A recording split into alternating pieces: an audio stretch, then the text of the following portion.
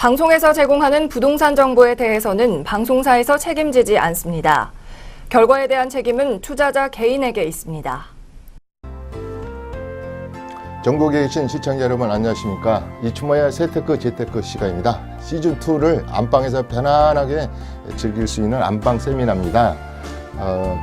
저번 시간에 이어서 이번 시간에도 부동산 세금 이런 정도의 조건표에 나와 있는 것은 좀 알고 있으면 미리미리 예방세무도 되고 절세의 길이 있다, 이 얘기를 하고 있습니다. 그래서 저번 시간에 이어서 이번 시간에도 여러 가지 국세청에 관한 얘기를 할지, 농어촌에 관한 특례사항, 농어촌 주택에 관한 거랄지 여러 가지 얘기를 한 파슬로 좀 묶어서 이야기하고 있습니다. 저번 시간에 어떻게 했냐면 2018년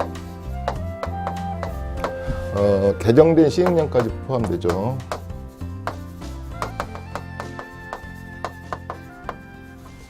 양도하거나 증여하거나 상속받거나 이럴 때 어떤 조건에 대해서 이야기하고 있습니다.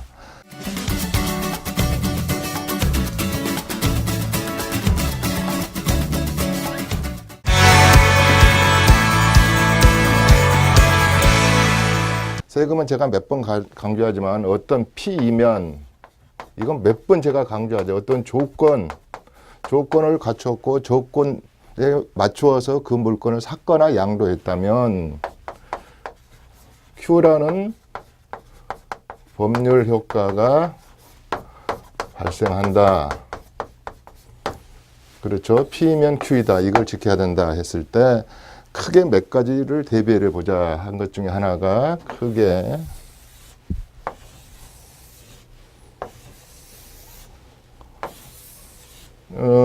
세법이 복잡하고 어렵다 이렇게 생각하실까봐 제가 몇 개로 이렇게 쪼개보고 나눠봤습니다. 그래서 제일 중요한 것은 이제 양도소득세에 관한 세율이다.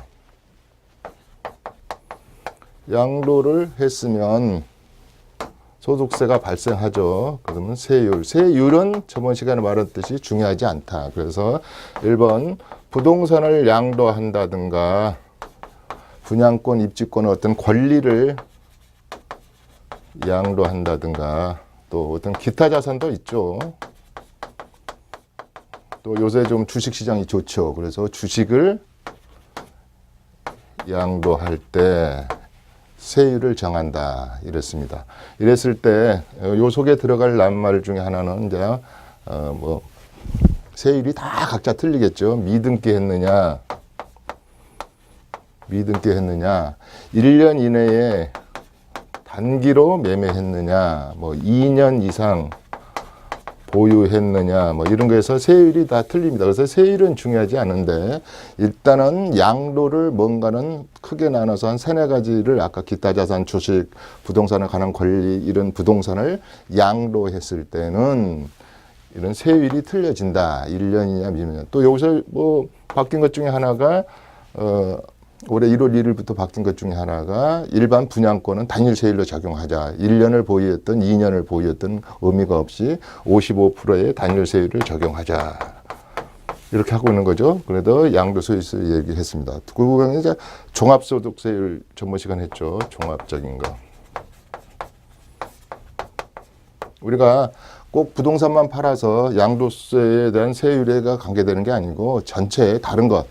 기타 소득, 배당 소득, 이자 소득 여러 가지를 종합해서 다음 해에 5월 1일부터 5월 31일에 종합하는 거죠. 또 그 해에 부동산을 2번 이상 팔았다든가 이러면 또 그것도 다시 종합소득으로 다시 신고를 한다든가 이런 식으로 종합적인 종합세율이다. 이것은 6%에서 42% 구간이니까요. 그래서 종합적인 세율이다. 특히 종합세율은 다음에 뭐하고 관계되냐면 우리 주택에 대한 임대세, 주택을 가지고 임대를 했을 때 여기서 발생하는 소득세에 관한 것이 종합세율하고 관계가 있을 것이다. 내년부터는 2천만 원, 지금까지는 올해까지는 주택으로 인한 임대소득이 2천만 원까지는 유예해가지고 안 받고 있지만 지금부터 내년부터는 분리과세에서 15.4%를 띈다든가 이렇게 해서 내년부터는 종합세율하고 관계도 되고 또 내년부터는 주택에 대한 임대소득이 2천만 원이 유예되는 기간이 끝나고 이제는 과세를 한다. 이런 얘기가 종합세율과 관계되겠습니다. 그 다음에 양도소득세 계산 구조. 양도를 하는데 소득세를 내는데 계산 구조. 이것은 제가 시즌 1에서 1시간짜리로 해드렸던 기억이 나는 것 같아요. 그래서 1세대 1주택일 때 80% 장기보유 특별 공제를 받았을 때 얼마나 많은 세금이 감면되던지 2주택이었을 때부터는 장기보유 특별 공제를 30%만 해주기 때문에 세금이 왕창 늘어난다든지 제가 옛날에 우리 박근혜 전 대통령 집을 팔았을 때 삼성동 그 사저를 팔았을 때를 요 칠판에 쭉 한번 해보면서 왜 이렇게 57억이라는 금액이 캐피탈 게인이 차익이 났는데 왜 3억 8천 정도밖에 세금이 안 날까? 이게 2주택으로 넘어가면 약 17억 정도의 세금이 나오더라. 이런 것까지 얘기를 했습니다. 그래서 양도소득세 계산 구조에서는 여러 가지 이제 쭉 그 계산 구조를 좀 알고 있으면 이건 다음에 어느 또 시즌 2에라도 다시 한번 하겠습니다. 그래서 오늘 뭐 계산 구조를 이야기하자는 건 아니고 뭐 취득가격이랄지 필요경비, 뭐 양도 차익, 그다음에 기본공제 이런 것들은 뭐 1년에 1회 안에서는 뭐 250만 원 기본공제 이런 거에서 양도세 구조, 계산 구조의 개념을 알고 있으면 우리 시청자 여러분들 이것까지 뭐 계산할 필요는 없겠죠. 또 우리 이제 중개사분들 중에서도 요새는 많은 분들이 이제 이렇게 고객이 오면은 양도세가 얼마입니다. 그래가지고 또 우리 홈택스에 가서도 또 가장 잘 돼 있는 것 중에 하나가 홈택스가 양도세 계산 구조가 잘 돼 있죠. 탁탁 입력만 하게 되면은 쭉 이렇게 해서 또 우리가 간주취득이랄지 환산가액을 뭐 만드는 법이랄지 이런 것까지는 할 필요 없지만 아무튼 이런 구조 계산 구조로 하나 이루어졌다 이렇게 한번 보시면 되겠습니다. 그 다음에가 이제 우리가 양도소득에서 지금 양도하고 증여하고 상속에 대해서 국세청에서 바라보는 시각 우리가 봤을 때 우리가 이제 뭐랄까 절세 전략을 짤 때 장기보유 특별 공제를 받자. 장기로 투기 목적이 아니고 장기로 보유했을 때 특별히 공제를 받자. 이렇습니다. 요것이 좀 이제는 우리가 조정 대상 지역 내에서는 장기보유 특별 공제를 안 해주겠다. 2주택이었을 때, 3주택이었을 때 30% 정도 10년 이상 보유했다면 해주던 것을 이제 안 해주겠다. 이런 것도 있고 또 최근에 며칠 전에 이야기하는 거 보면 그러면 다주택자하고 1주택을 비했을 때 강남의 다주택자는 85제곱미터 한 채만 가지고 있어도 20억이 넘는데 지방이랄지 또 우리 강남 비강남권에서 5채를 합쳐도 20억이 안 된다. 이랬을 때는 좀 형평성에 좀 어긋나지 않느냐. 이랬을 때 1세대 1주택이지만 고가 주택에 대한 과세 근거를 마련하려고 그런 것 같아요. 지금은 어떻게 되어 있습니까? 9억 이하고 우리가 실거래 가격입니다. 부동산에서 계약서 쓰는 가격이 9억 이하고 2년간 보유했다. 이랬을 때는 우리가 양도소득세를 낼 이유가 없죠. 과세 미달이니까 과세점이 미달되기 때문에. 그런데 요 장기 보유 가지고 이제 해주겠다, 안 해주겠다. 그 다음에 작년부터 하나 또 부활한 게 있죠. 왜냐면 비사업용 토지에서 임야라 할지 비사업용 토지에서 장기보유 특별공제를 안 해주던 것을 30%를 이제 해준다. 10년에 비업무용 토지라도 30%의 장기보유 특별공제를 세액에서 공제를 해주는데 대신에 이것은 비업무용 토지는 10%포인트, 16%에서 52% 구간이죠. 이 구간의 세율을 더 중과하고 있죠. 그래서 장기보유 특별공제가 오래 보유할수록 특혜를 받는 특례 장기보유 특별공제다. 이렇게 보시면 되겠습니다. 그 다음에 또 뭔 얘기했냐면 1세대 1주택 비과세 했었네요. 1세대가 1주택이다. 조금 전에 이야기한 것처럼 1세대 1주택이고 실거래 가격이 9억 이하면 세금을 안 냈던 것이 1세대도 나름 1세대다 이 말이죠. 저 2억 5천에서 3억짜리도 1세대요. 20억짜리도 1세대요. 이건 좀 약간은 불합리하지 않느냐. 전체 또 집을 하나 가지고 투기 목적이 아니고 앞으로 노후에 주택연금도 받고 내 노후를 설계하기 위해서 꾸준히 하나 가지고 있었는데 이것이 가격이 좀 올라서 20억이 됐다. 근데 나는 투기 목적이지 아니지 않냐. 근데 가격만 올랐다고 해서 또 세금을 보는 눈을 달리 하겠다는 것은 좀 억울하지 않느냐. 그래서 참 이것을 맞추려면 이것을. 그래서 정부 당국이나 국세청에서도 가세할 때 조세 저항도 생각해야 되고 여러 가지 또 사회적 변수도 생각해야 되기 때문에 참 어려운 점이 많습니다. 특히 세금하고 관계되는 것은 우리 2006년도에 아다시피 종부세를 갖다가 만들어 가지고 표가 안 나오던 시절이 있었거든요. 또 우리가 6월에 지방 우리 뭡니까 이 선거도 좀 당하고 있잖아요. 그래서 참 정부 입장에서도 이따가 제가 시간이 나면 우리 지금 문재인 정부에서 그 부동산 정대책을 많이 발표했는데 6, 7번 발표했는데 이게 역설적인 개념. 요새 역설이라는 말을 표현을 많이 하더라고요. 역설, 역풍이 불어서 풍선 효과가 다른 데로 발생한다. 이래서 또 여러 가지 이걸 맞추려 보니까 저게 또 안 맞고 저걸 맞추려 보니까 또 이 녀석이 안 맞고 그래서 역설적인 개념. 그러니까 강남의 투기를 잡으려고 하니까 비강남권이 죽어버리고 또 흔히 말해서 또 얼마 전에 국토부 장관께서 재건축 연한을 40년 좀 지난 다음에 A에서 F 등급이거든요. 그래서 D 등급 이상을 받아야지 우리가 이제 재건축을 시도하는데 이걸 40년으로 다시 10년을 지금까지는 10년이죠. 이게 몇 년 전에 우리 최경환 정부 노믹스에서 만들었던 거 아니겠습니까? 그러면 전 정부에서 만들었는데 또 이런다. 그러면은 또 뭐 어떤 역설, 어떤 풍선 효과가 발생하냐면 그래 나는 좀 재건축이 10년 이상 늦어지겠군. 그러면 지금 강남에서는 지금 바로 입주해가지고 5년 이내에 입주한 아파트가 또 가격이 뛴다든지 이런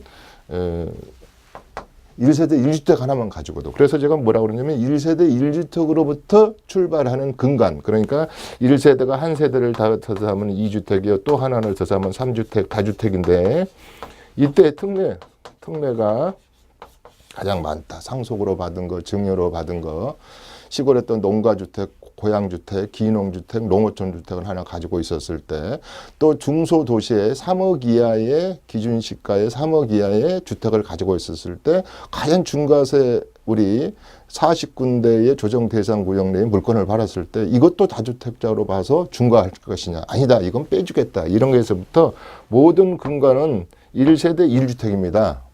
요전의 근간은 뭘까요? 무주택이죠. 무주택이 제일 좋은 점은 세금을 안 내서보다도 요새 우리가 청약할 때, 우리 서울이랄지 조정 대상 지역 내에 청약할 때 가산점, 2주택이면 아예 청약서도 제출하지 못하는 거니까요. 기회도 없지 않습니까? 그래서 이런 것들이 많은 변혁이 일어난다. 그래서 가장 우리 세테크, 재테크 중에서 제가 이런 말을 약 70%의 시청자 여러분들의 고민은 요 주택으로 인한 1세대 2주택에 대한 고민, 3주택에 대한 고민, 증여 주택에 대한 고민, 상속으로 받은 거에 대한 고민, 혼인으로 합가해가지고 또 2주택 될 때 어떻게 할 거야 이런 것들로부터 여러 가지 고민이 있었습니다. 그래서 요 주택 부분에 대한 것이 제가 뭐라 그랬냐면 세금이 가장 국세청에서 너그럽고 또 특례 조항도 조세 특례 제한법 특례 조항도 가장 많습니다.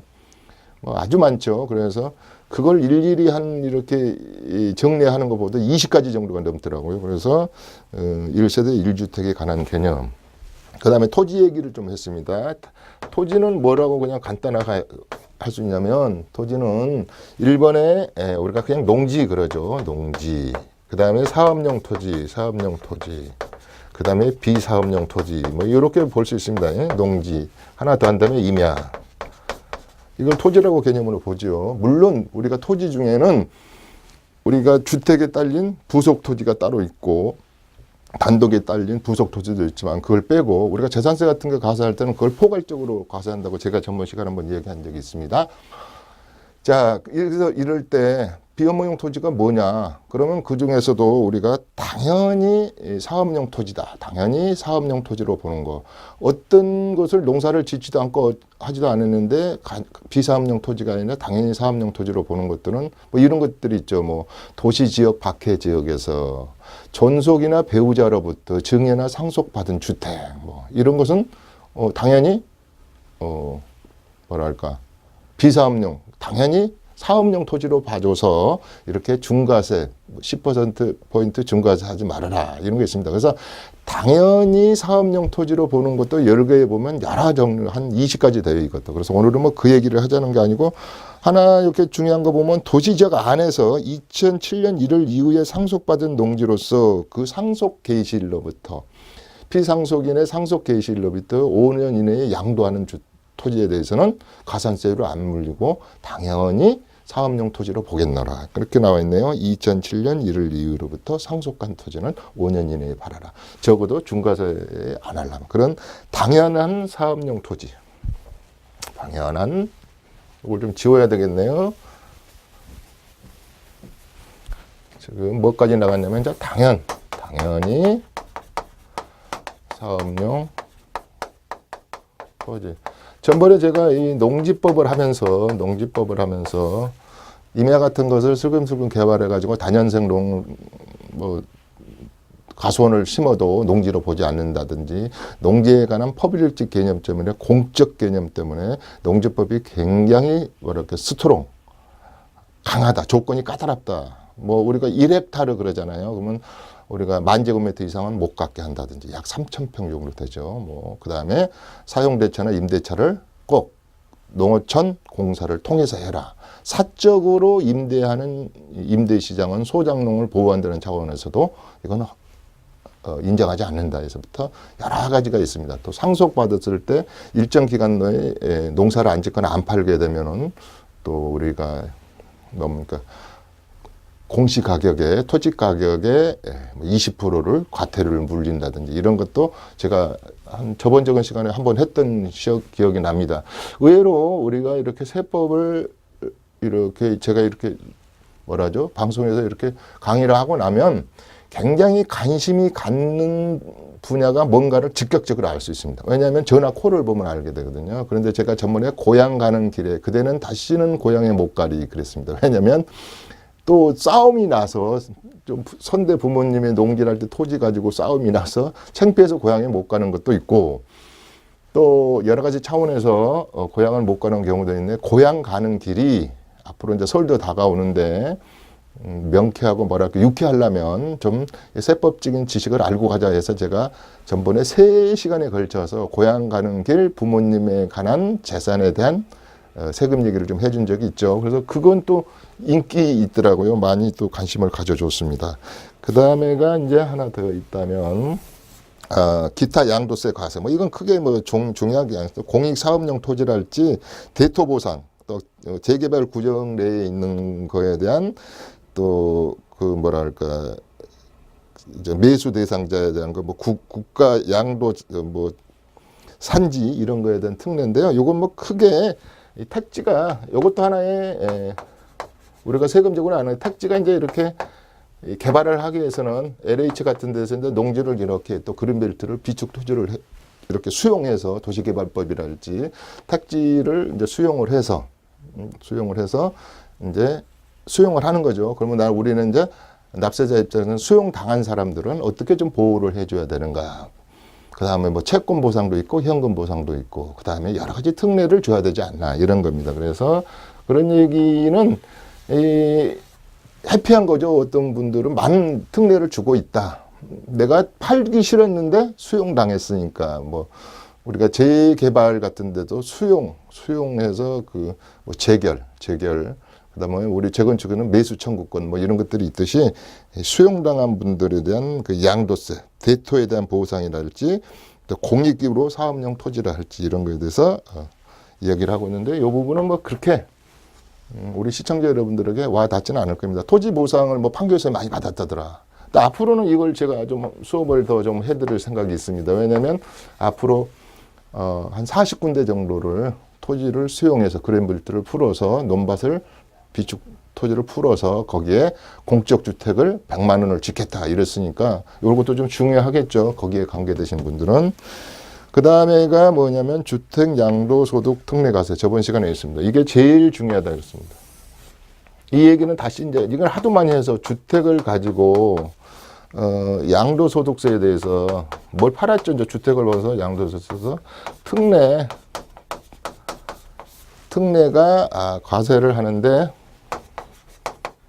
특례가 많다 그랬습니다. 이건 뭐 제가 주택의 종류를 이렇게 보니까 한 30가지 종류를 또 분류를 하고 주택의 종류를 제가 많이 분류를 해줬죠. 그냥 겸용주택, 그다음에 무허가주택, 그다음에 미분양주택, 그다음에 뭐 임대주택, 공적주택에서부터 1세대 2주택, 3주택, 다주택, 그다음에 고양의 주택, 아까 기농주택, 뭐 그다음에 봉양을 하기 위해서 합가하는 합가주택, 이혼으로 이혼한 주택, 또 혼인으로 해서 혼인한 주택에서부터 또 시골로 내가 요양차 가는 주택, 또 해외로 내가 전 가족이 이사 갔을 때 이런 주택이 1세대 2주택, 1세대 3주택이라 하더라도 조세 제한법에 특례법을 적용해서 세금을 안 받거나 주택수에 포함시키지 않겠습니다.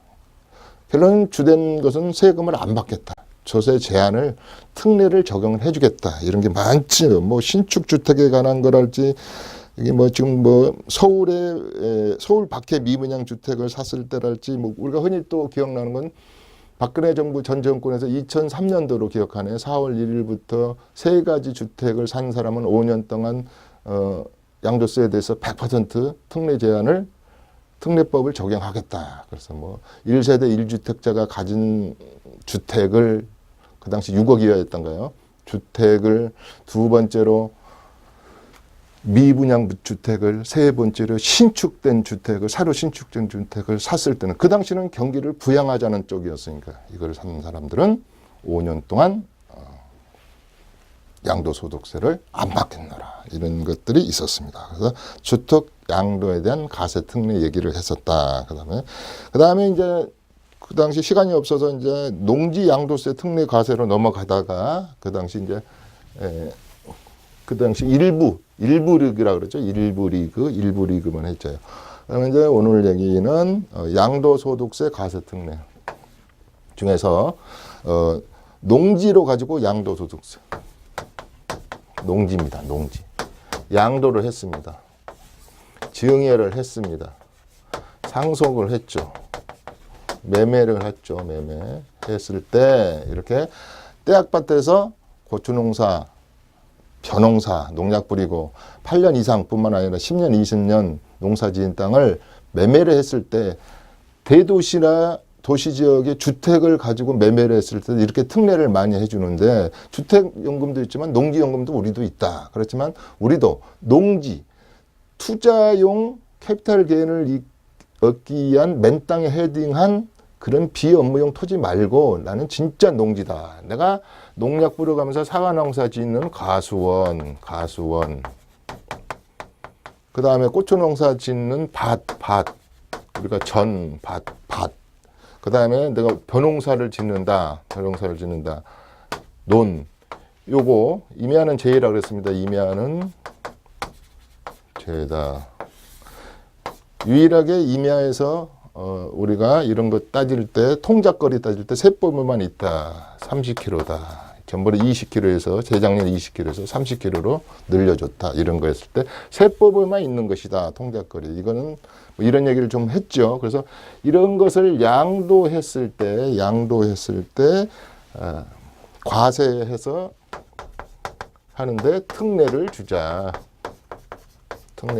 이런 겁니다. 그래서 여기 보면은 뭐 축사 용지 같은 거, 뭐 자격 농지는 당연하겠죠. 그다음에 농지 데이터에 관한 거, 그다음에 그 우리가 흔히 말해서 그 연접 시군에 대한 거에서 30km 이내 이런 것은 참 더 세법에 관한 거라고 그랬습니다. 그다음에 경영 해상 요금 필요 없고 뭐 영농, 영어, 농업, 뭐 법인에 대한 현물출자 이런 거 할 때 이게 특혜를 주자. 그래서 농지를 양도했을 때 가세 특례, 특히 상속했을 때, 또 농지를 증여했을 때, 농지는 증여했을 때는 증여일로부터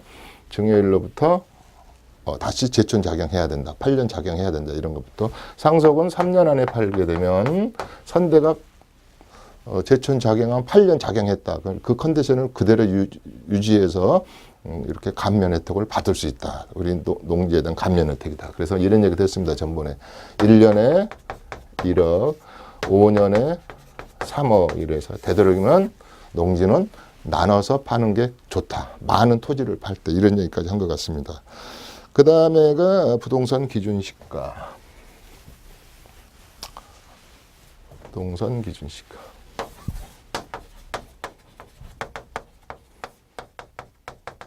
시가. 시간이 없기 때문에 기준 시가, 결정 고시일. 크게 이건 중요한데 결정 고시일. 그 다음에 상속세, 증여세 세율. 이걸 써놓고 얘기하겠습니다. 상속세, 증여세, 세율 플러스 계산 구조. 계산 구조. 그 다음에가 계산 구조, 증여세 계산. 그 다음에 증여 추정. 증여료 추정하겠다. 그 다음에 자금 출처 배제 기준. 자금의 출처를 배제하겠다. 이런 얘기입니다. 자, 이 기준 시가, 전번에 시가 개념 많이 너무너무 어렵다. 아니 못 넘은 것이 이렇게 부동산 가격이 이렇게 몇 가지나 될까? 한번 써볼까요?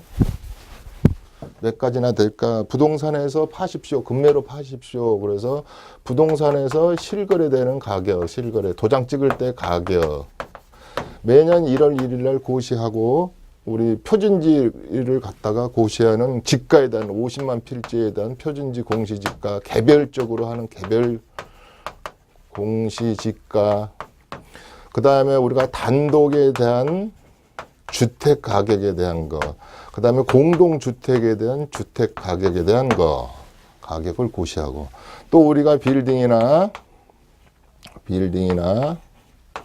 그 다음에 상가 같은 거. 이런 것을 국세청장이 매년 고시하는 가격.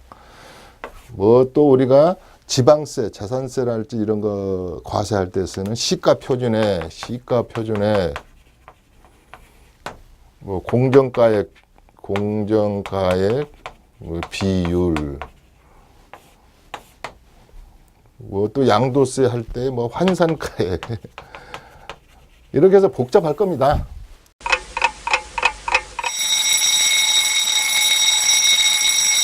그렇지만 한 가지는 보고 가지. 그 다음에 이거 아까 이 기준 결정 고시일, 요 기준 시가 여기 세율을 갖다 결정 고시일 이런 거에서부터 그런 거는 이렇게 복잡하니까요. 세금 그렇게 막 복잡하면 채널 돌려버리잖아요. 이렇게 하지 마시고 제일 중요한 것은 국세청에서 가세할 때는 실질적인 실거래가다. 모든 것은 실거래가다. 그 다음에 그것을 실거래가로 과세할 수 없을 때는 보충적인 방법으로 여러 가지를 하는 방법들이 있다. 이래서 실거래가가 굉장히 중요하다. 실거래가가. 아주 실거래가가. 그 다음에 이제 매년 국가에서 고시해 놓는 기준이 되는 시가가 중요하다. 국토부에서 매겨놓은 거, 또 국세청장이 고시해 놓은 거, 이런 것들이 있다. 이렇게만 정리하고 가면 되겠습니다. 그래서 그건 중요한 게 아니고, 그 다음에 이게 아까 증여세하고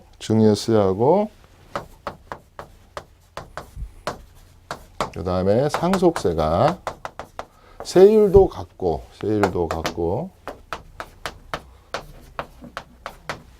누진공제에 대한 누진공제액도 같다 그랬습니다. 그래서 심점하면 어느 정도 이게 세냐? 우리가 10억 이상, 11억 정도만 상속하고 증여해도 세율 자체가 40%다 이 말이에요. 40%. 30억만 넘으면 50%. 1억 이하는 10%. 요즘 보니까 우리가 5천만 원까지 그 미성년자 아니고 성년에게 많이 이제 자금 출처를 대라 하니까 저희 세미나장에서나 우리 사무실에서 상담한 것 중에 5천만 원까지는 직계 존비속에게, 특히 이제 존속에게보다는 비속에게 증여를 할 때 꼭 국세청에는 좀 증거를 남겨놓으세요. 그래서 5천만 원은 완전 비과세 공제되는 거죠. 두 번째는 그래서 5,100. 그럼 100만 원 세금 내야 되잖아요. 약 9만 원 정도, 9만 5천 원 정도 세금을 내놓고 흔적을 남겨놓는다든지, 이렇게 증여 계약서를 쓸 때 이렇게 해서 요새 많이들 하시더라고요. 그래서 이렇게 세율이 비쌀 때 여기서 상속세에서는 이제 추정한다, 간주한다. 어떤 분이 상속 개시일로부터 1년 이내에 뭐 2억, 그 다음에 2년 이내에 5억, 물론 종류별로, 부동산이랄지 자산의 종류별로, 그것을 소명하지 못하면, 다른 말로 그때 잔금을 받아가지고 5억이 있는 줄 알았는데, 3억이 있는 줄 알았는데, 상속세를 가세하려다 보니까 그게 빠져 있더라. 그러면 간주상속으로 치겠다. 소명하십시오. 뭐 이런 거에서부터 여러 가지 또 우리가 증여에서는 이렇게 증여로 추정해 버린다. 의제 증여. 그래가지고 우리가 흔히 말해서 돈을 좀 이렇게 몇 억을 좀 꽂았는데 전번에 말한 거는 4.6%로 1년에 1,000만 원 이하로 해가지고 2억 1,600 정도는 그렇게 특수관계인과리 금전 소비대차를 작성해 놓으면 괜찮다더라 이래놨는데 우선은 그게 다 통하는 게 아니고 우선은 좀 증여로 보고 그것을 소명하십시오. 요즘 제가 이런 말을 했습니다. 그 국세청 밑에 지방국세청 6개, 지방국세청 또 국세청 밑에 118개, 앞으로 125개 정도로 늘어난다 그래요. 지방세무서장의 자산세과에서 하는 거, 우에서 하는 거. 그래서 자금 출처 어떻게 됩니까? 이걸 좀 소명하십시오. 이게 지금 많이 날아올 거예요. 전번에 또 7만 명을 우리 분양권의 빈번 거래자 불법으로 청약한 거, 그 다음에 미성년자 거래 막 이런 거. 특히 강남의 30세 이하의 미성년자가 2년 전에 아마 그 재건축을 하나 샀다. 그러면 지금 뭐랄까 우리 원칙이 이제 비대면 원칙이니까 세무서에서나 지방 국세청에서 아마 소명하십시오. 요거 좀 와서 좀 들어오십시오. 이렇게 받으신 분 꽤 될 거예요. 요새 그 상담이 많더라고요. 그래서 그랬을 때 어떻게 소명을 해야 되는가? 소명을 해야 되겠죠. 안 그러면 전부 다 증여로 간주한다든가, 그러면 가산세, 뭐 부담금, 불성실 가산세에서부터 여러 가지 세금이 추징당하는 것이죠. 그래서 이거. 그런데 요거 하나만 보고 할까요? 이제 요거 증여 추정에 대한 거. 어떤 것인데, 뭘 어떤 것이냐. 요렇게만 간단하게 생각하시면 돼요. 주택에 관한 것은 너그럽다 이 말이에요. 주택에 관한 것은 기타 자산. 또 금융에 관한 이 돈을 갚아준다든지 아버지가 대신에 집을 지금 이렇게 샀는데 융자를 얻고 샀어요. 우리 큰아들이. 그러면 융자 4억을 얻어줬는데 어머님의 아버님이 갚아준다든지. 기타 자산이라는 것은 뭐 상가, 임야 같은 것을 샀을 때 특히 이제 주택에 관한 것은 좀 너그럽다 그랬지 않습니까? 그래서 이것을 30세와 만 40세를 또 세대주가 아닌 비세대주로 구별해 놓고 일정 금액에 대해서는 30세 뭐 2억, 40세 4억, 이런 기타 자산은 뭐 5천만 원 해가지고 요 정도의 자금을 소명하라고 하지는 않겠습니다. 배제하겠습니다. 이래요. 저는 제 의견이 맞는지 모르지만 왜 이렇게 주택에 한해서 너그럽고 이렇게 2억 또 40대는 4억까지 그렇게 너그럽냐면요. 세상을 살다 보면 아무리 국세청이지만 내셔널 텍스 서비스를 하고 있지만 전체 어떻게 내가 집을 하나 5억 주고 산 것을 다 소명을 할 수가 있습니까? 그걸 다. 소명을 못 하는 거잖아요. 또 하나는 이런 것도 같아요. 내가 안 먹고 안 쓰고 이 구정 설에도 남들은 다 어디 동남아로 여행 가는데 나는 우리 작은 아들 집 살 때 좀 한오천 1억이라도 좀 해주려고 안 먹고 안 쓰잖아요. 서양 사람들은 그런 게 없어요. 주급 사는 대로 쓰잖아요. 그런 의미에서 본다면은 좀 봐줘야 되지 않겠습니까? 이런 뜻도 되는 것 같아요. 그래서 주택만 그렇습니다. 다른 거 어디 상가 하나 여기 2억짜리 사주세요. 그건 그렇지 않죠. 그것은 바로 근데 주택 부분에 대해서는 우리가 온직 10년, 20년 꿈꾸는 게 주택 하나 사는 거지 않습니까? 자나깨나. 그러니까 제가 그런 말 했잖아요. 기네스북에 우리 대한민국 국민이 가장 꿈을 오래 꾼다. 근데 제가 이런 말도 합니다. 세미나장에서. 꿈을 꾸는 것은 꿈으로 끝나는 것이다. 근데 그 꿈꿀 시간에 이렇게 우리가 새벽 방송도 있고 뭐 2시 방송도 있고 그런데 이런 방송이라도 보고 재특구 공부를 좀 하고 하는 분들은 내 집 마련이 돼요. 근데 계속 내 집 마련 꿈만 꾸다 보면 꿈속에 헤매다가 집을 못 사는 거예요. 제가 뭐 꼭 집을 사라고는 안 하지만은 집 없는 서름은 아직도 대한민국에 엄청나게 서럽기 때문에 방빼란 소리는 안 들어야 되지 않겠습니까? 그런 의미에서 우리가 재테크도 하고 세테크도 한다 이런 뜻입니다. 그래서 이런 자산에 대해서 그 다음에 지금 우리 여러분들이 8.2 대책 이후로 이런 거 많이 받으실 거예요. 전번에 그랬죠, 제가. 자, 주택을 사면은, 부동산에 사면 중개사 분이 당연히, 60일 이내에, 계약일로부터 60일 이내에 주택을 산 거래를 신고를 하죠. 주택 거래를 신고를 하고. 그 다음에, 다음에 뭐가 있냐면 3억이 넘은 주택을 산 것은 자금 조달 계획서를 13개 항목으로 및 입주 계획서를 제출합니다. 구청에. 이것은 구청은 다시 국세청으로 통보하고 이렇게 이런 구조가 되어 있는데 이거에 대한 심리적 압박이 크다 그랬습니다.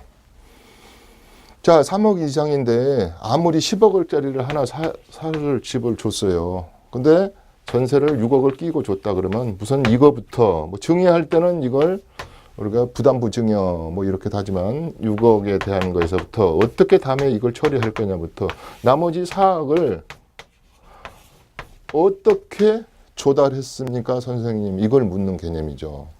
디테일하고 더 정확히 적으십시오. 타인 자본과 자기 자본과 또 부모님한테 빌린 거랄지 이런 것, 또 사채 빌린 거랄지 이런 것을, 그 다음에 은행에 금융권의 도움을 받은 것을 정확히 기재하십시오. 그리고 사후관리 들어가겠습니다. 그렇게 했으면 부모님이 다음에 슬쩍 갚아주지 마십시오. 본인이 갚아주면 증여죠. 이런 얘기를 하는 겁니다. 그래서 증여 추정에 대한 자금 출처 배제 기준이 우리가 주택과 기타 자산이랄지 그다음에 이제 채무 상환 이런 것에 좀 너그러운 편이다. 그래서 30세 미만자랄지 또 세대주인 경우 또 세대주가 아닌 경우를 30세 미만인자 그다음에 40세 이상인자를 이렇게 해서 40세 이상인자는 총액 한도가 거의 5억 정도 됩니다. 한 30세 미만의 이런 이상인 세대주는 2억 5천 정도로 나와 있네요. 그래서 그런 정도에 대해서는 특히 이제 30세 미만을 한번 볼까요? 30세 미만 집 많이 사주죠. 이런 거 했을 때는 총액 한도가 1억까지는 주택에 사는 개념에서는 자금 출처를 주택 5천만 원, 기타 자산, 뭐 채무 상환 이런 게 한 총액 한도가 1억 정도다.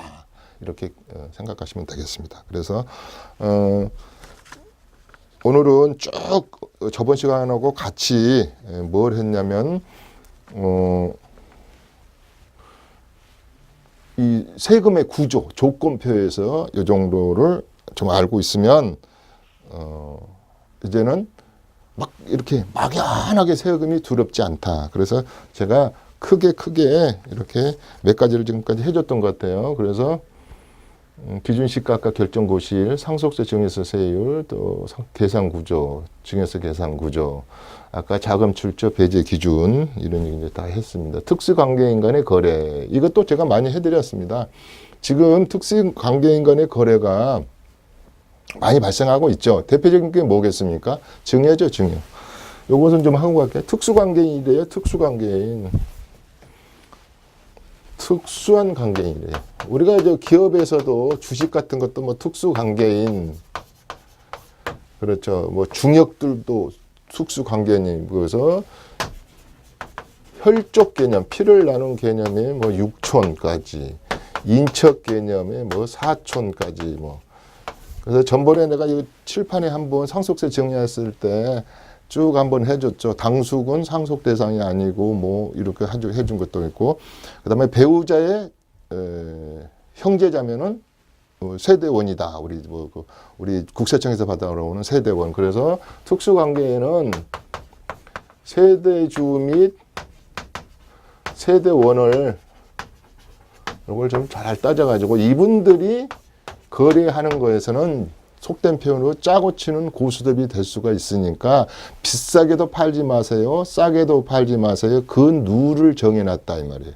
그래서 부당행위 계산 부인을 안 당하시려면 적당한 진짜 남들이 제3자와 시장에서 거래되는 가격으로 파세요. 그러면 인정하겠다. 그 인정하면서도 전부 다 계약서 중도금, 그 다음에 자금 소명까지 제대로 갖추면 인정을 하겠습니다. 그게 대표적인 이유로 비속간에 아버지의 물건을, 어머니의 물건을 존속하고 이렇게 거래하는 것도 있긴 있지만 대부분 90%가 비속하고 자기 아들, 딸과 거래를 하는 거죠. 어떤 거래를 할까요? 내 사랑하는 아들, 딸과 거래가 대표적인 게 내가 죽어서 상속받는 것도 거래죠. 일종의 증여죠. 증여받을 녀석이 상속받고 상속받을 사람이 증여받고 증여죠. 그 다음에 매매. 이것이 특수관계인의 거래, 부동산의 이동이라고 그랬습니다. 이동. 이동을 특히 국세청은 엔티스라는 프로그램 속에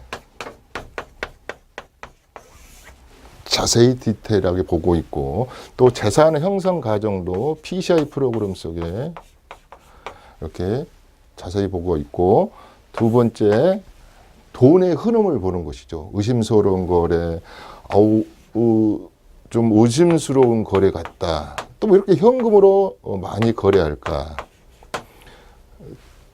뭡니까? 커런스, 트랜잭션 디포트 이런 것은 그 유명한 FIU 시스템을 이용합니다. 금융을 가서 분석하는 금융을 갖다가 분석원이 따로 있죠. 이런 시스템으로 뱅뱅 돌고 요 외에 국세청과 모든 전세, 월세, 그 다음에 확정일자 이름 받는 행자부, 그 다음에 여러 가지 데이터를 가지고 있는 건국부. 요게 우리 5천만 세금을 내야 하는 납세자 부동산의 이동, 이걸 한 타겟으로 정확히 보고 있다. 이렇게 생각하시면 되겠습니다. 그래서 특수관계인 간의 거래는 저는 소명할 수 있고 자금 출처랄지 이런 것을 다 정정당당히 할 수 있으면 저는 이 거래를 굉장히 권한다고 그랬습니다. 뭐 이완에 남한테 싸게 팔거나 지금 중과세 대상 때문에 싸게 팔려면은 이렇게 정정당당하게 30세 이상 세대 분리된 사람들한테 이렇게 파시는 것도 좋잖아요. 다음에 많이 오를 것 같은 물건이라 할지 또 팔기 싫은 물건이 있잖아요. 근데 이 물건 때문에 중과세 대상이 될까 봐 파시는 분들이 꽤 있어요. 그랬을 때는 특수관계인 간의 거래를 할 수밖에 없다. 또 해도 무방하다. 이렇게 말할 수 있겠습니다. 지금 시간이 다 됐음으로 인해서 부동산 시장이 자고 일어나면 혼동입니다. 또 저는 항상 그렇습니다. 오늘 또 무슨 우리 국세청에서 뭘 발표할까? 뭐 또 무슨 또 시행령 개정안이 나올까? 또 오늘 국토부에서는 어떤 얘기를 할까? 매일 신문을 펼치면 새로운 얘기를 합니다. 계속 부동산 시장이 반대로 가고 있습니다. 역설적으로 가고 있단 말이에요. 시장판이. 그러다 보니까 이제 이렇게 이제 누더기가 돼가는 것 같아요. 점점. 이것도 좀 꾸며보니까 안 되니까 또 여기가 빵꾸 나니까 여기를 또 꾸매고 또 저기가 빵꾸 나네. 저기도 또 막아야 되고 이런 현상이 일어나는 것 같아요. 결국은 저는 이렇게 생각합니다. 시청자 여러분. 뭔가는 좋아하는 물건, 좋아하는 명품백, 내가 꼭 가보고 싶은 어디 여행지를 안 가면 몸살이 나거든요. 그러면 내가 이 다음 시간에 할 얘기가 뭐냐면 약 541군데가 앞으로 도시를 재생하고 주거 환경 개선을 하고 우리 도정법이라든지 도시 및 주거 환경을 바꾸는 사업을 하는 게 서울시의 25개 구가 약 581군데 얘기를 좀 할 건데 이 얘기는 뭐냐면 새로 지어질 아파트를 그렇게 갖고 싶어 하는 거예요. 그것도 강남 4구 및 가천에. 또 그것도 안 되면 서울시에 우리 25개 구 내. 서울시가 붕괴됐다 그랬지 않습니까? 제가 경기가 붕괴됐지만 그래도 서울시 내에 법정동인 우리 법정동이 한 424개인가요? 하여튼 이 동네에 새 아파트를 새로 신축된 아파트를 다 가고 싶어 하는 것은 명품이에요. 누구나 그건 사고 싶고 갖고 싶고 물려주고 싶은 거예요. 그러면 이 집값을 못 잡는 거예요. 왜? 이유는 새 아파트 공급을 할 수 없는 구조가 돼 있잖아요. 땅도 이제 그린벨트도 웬만큼 보금자리 때 다 풀어먹었지. 또 더 도시를 이 넓히자니 외곽으로 경기도하고 다 붙어버렸지. 아주 메가시티가 됐잖아요. 그래서 정부도 참 안쓰러워요. 어떨 때 보면 잠도 못 자겠구나. 요새 또 좀 불조심해야 되겠습니다. 하자가 자주 나고 그래서 정부도 참 안쓰러운데 아무튼 우리는 이럴 때일수록 제가 재테크, 세테크를 정신 바짝 차리자. 다음 시간은 재테크 강의를 할 겁니다. 뭐냐면 아까 서울시가 어떻게 재편되고 있는가. 서울. 아름다운 서울인데 집값 면에서는 아름답지 않는 것 같아요. 주거 면에서는. 그래서 581군데의 서울시에 어떤 일이 벌어지고 있는가. 581군데를 자세히 설명한다는 게 아니라 한 4, 5개로 큰 파슬로 이렇게 동부 지역, 서부 지역, 북부 지역, 남부 지역을 나누어 가면서 이 얘기를 하고자 합니다. 지방 시청자분들은 서울의 지리를 모르시는 분이나 서울이 어떻게 형성되어 있나 이렇게 보신 분들은 도움이 될 줄로 믿습니다. 지방 시청자분들은 자녀들 때문에 많이 집을 사주더라고요. 그래서 지방 시청자분들 서울의 아분심도 있지만 서울 촌놈이란 말이 있어요. 서울에 20년 살아도 서울을 잘 모르는 분들은 다음 시간이 좋은 시간이 될 줄로 믿겠습니다. 자, 여기서 끝내도록 하겠습니다. 이춘모의 시간이었습니다. 세테크, 재테크. 저는 다음 시간에 뵙겠습니다. 물러갑니다.